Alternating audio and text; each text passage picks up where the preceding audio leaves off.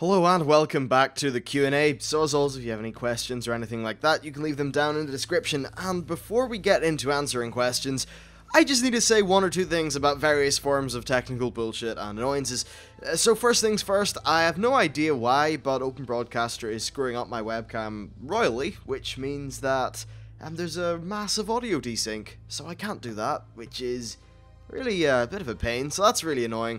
And then the other problem is that the recent World of Warcraft patch completely broke the method that I was using to get those cool cinematic flyover style thingies for the videos, which means that the lore video that was supposed to be out today is not going to be out, and actually until I find some sort of way to work around this, I could be a little bit bollocksed.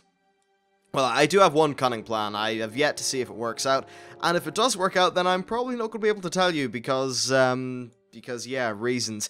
Anyway, so with all that fun done, let's move into the actual questions and answers and things themselves.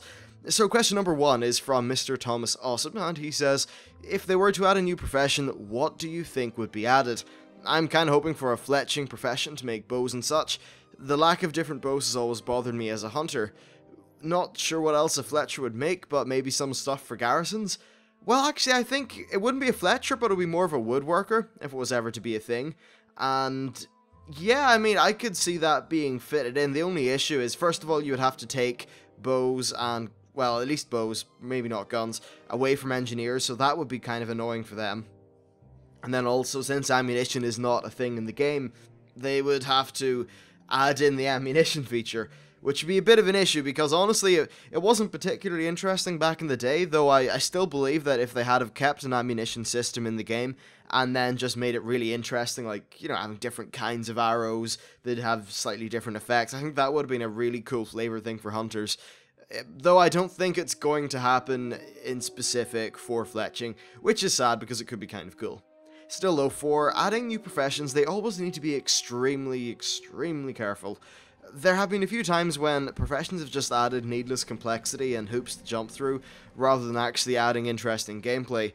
I think the original implementation of glyphs was a similar problem, where it was just basically, yeah, there's these 5 or 6 glyphs are the optimal set, and there is nothing else you can do. Which just meant that it wasn't really adding much gameplay, though it was adding a lot of needless complexity.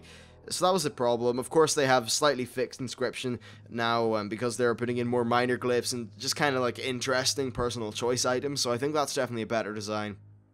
Still, adding in another profession is going to be extremely tricky because they don't want to just screw up the balance of the end game in terms of buffs. They don't want to make it so that you need to jump through a million different hoops. Hell, in Warlords, they're removing reforging, they're toning down and enchanting and jewel crafting and, or at least gem slots, and a whole bunch of things like that, because they want it to be a little bit more manageable. Okay, the actual choices they're going to give you are going to be more meaningful than they were previously, but there'll just be less of them. They don't want to just add in loads more professions and then create more of those problems for themselves.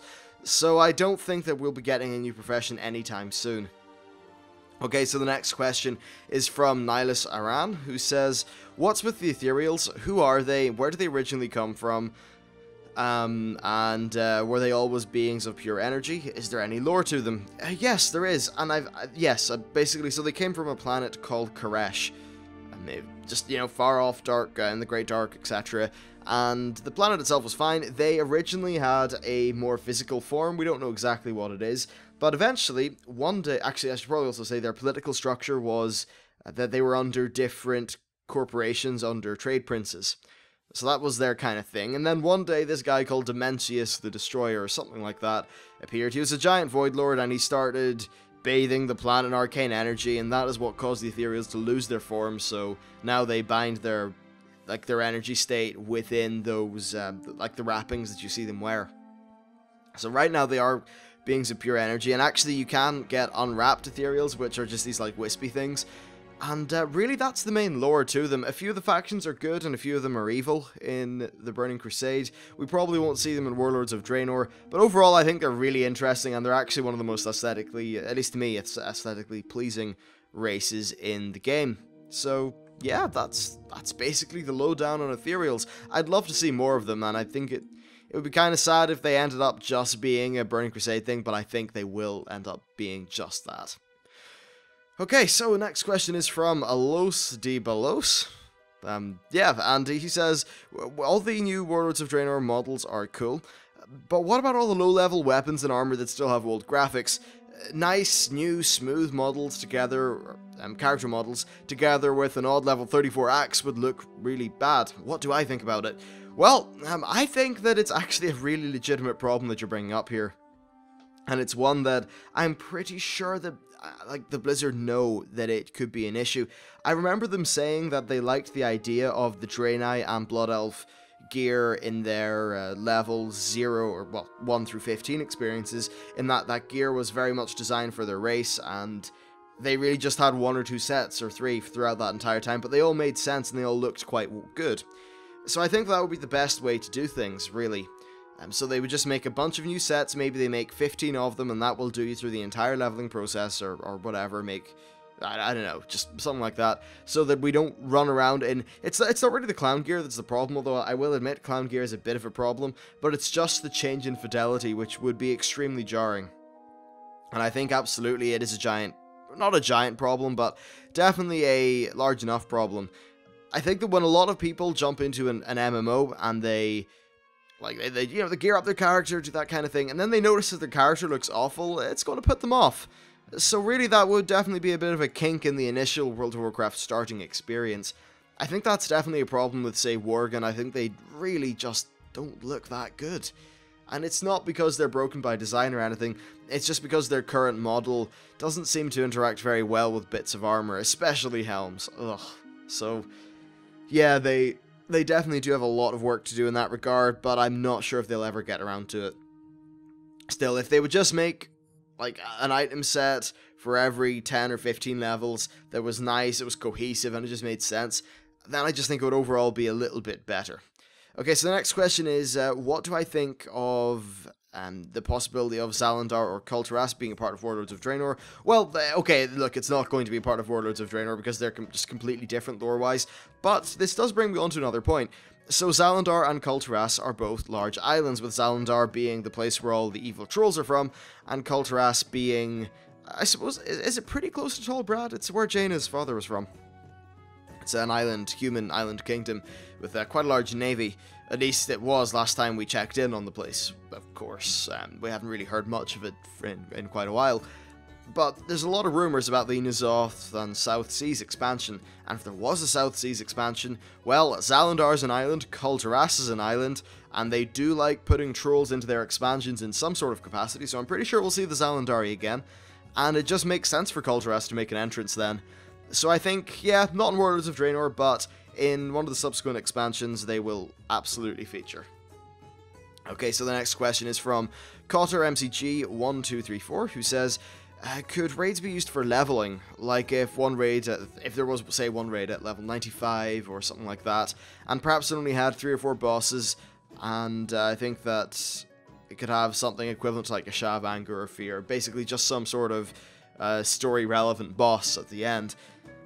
So I think it's a nice idea, and it would be kind of cool if you get to level 95 and then there'd be a cool intermission thing to do, but honestly, it just isn't really worth Blizzard's time for a few different reasons. First of all, people will only be at level 95 for a few hours, and there's no point in making a lot of very hard to make content just for a few hours. I don't really think that's worth it. I'd personally rather have that time go into making endgame raids. Because really, if you have to choose between a level 95 raid and a level 100 raid that you will be able to access at level for months, the level 100 raid is just the clear choice. Then another problem is they wouldn't be able to make it that difficult, because people are going to be at level 95 with different levels of gear, so they couldn't really balance mechanics that well just to make a decently challenging, fun, and engaging fight. Still, though, I do like the idea, and I know that this isn't the same, but I'd like group quests to be a thing again, and maybe just this idea of zones having bosses. I remember back in Nagrand, it was great teaming up with people to take on those various different world bosses and things like that, and I thought that was just very enjoyable, and it's definitely a pity that that is no longer in the game. So, yeah, I think, maybe not raids, but I do like the idea of there being bosses in leveling zones. I think that would be really cool. Okay, so the next question is from Brian Grierson, who says, do you think that lag will be bad in Warlords of Draenor for people with old computers? I have an older computer that just manages to run WoW with 50 to 60 ms ping at best, and it lags a little bit. Okay, so basically on the idea of lag, I'm not too right, okay, so there's two different kinds of what people perceive to be lag. The first one is the frames per second. That is the amount of frames that your computer is running per second. So if it's 60 or, like me, 144, which is, by the way, so awesome, then it'll be really silky smooth. But if it's running at 20 frames a second, then it will be really just kind of jerky and horrible.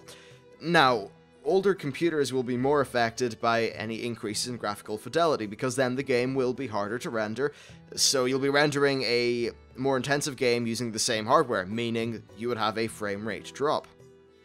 And I think it's definitely possible that we will see a bit of a drop, or like a slight increase in the system requirements with Warlords, and that's fine, because I know that a decent amount of people do have older computers, but I think that if World of Warcraft were ever to constrain itself to running on 8 to 9 year old computers, then it would just be very, very bad for the game, because they need to move with the times to some degree, honestly.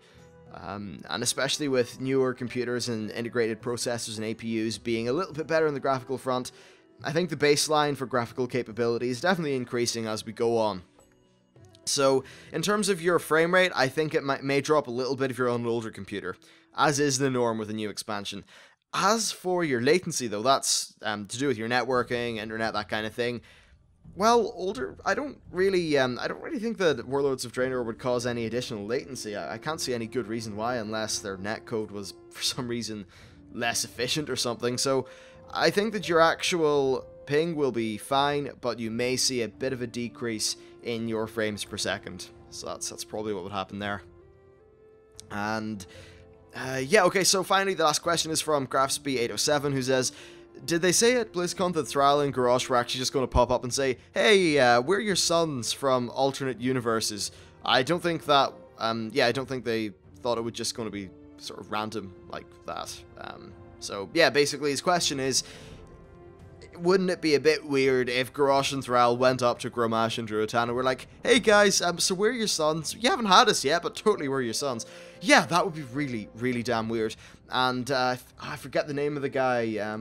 I think he had a Scandinavian name, but he replied to that comment saying that actually Blizzard have said that they're going to find out that they're their sons kind of later on in the leveling process, which does make sense. It'd be very weird if Thrall went, hello, I'm your son from an alternate universe, would you like to go and smoke up with me? Because that would be strange. And quite weird for Druitan. And also, just from a storytelling perspective, I don't think it makes sense. I also really like the idea of them being able to kind of test the waters with their fathers without their fathers knowing who they actually are. So Thrall can kind of poke and prod and say, is Druitan a douche or not? And how do I deal with this situation? I think that could be really interesting, and it could lend itself to some very good storytelling. So absolutely, I think that's it's going to be a really interesting story, and I definitely want to be playing a Horde character at some point during Warlords so that I can see their side of the story, because, well, I think that the Draenei story is personally more interesting to me because I just fucking love the Draenei lore, but also, coming right off the back of 5.4 in the Siege, it would be nice to see where the Orcs take things. Plus, Frostfire Ridge looks pretty as hell, and I want to have some quests there. Anyway, that is it for today's show. I hope you enjoyed it. Thank you very much for watching. And if you want to support the channel, you can check out my Patreon page and my social media. You can tweet me in the Twitter, and I'll tweet you back, and there'll be lots of twitterings, so yay, Twitter. And now that everything that could be pimped has been pimped, I will see you in the next episode.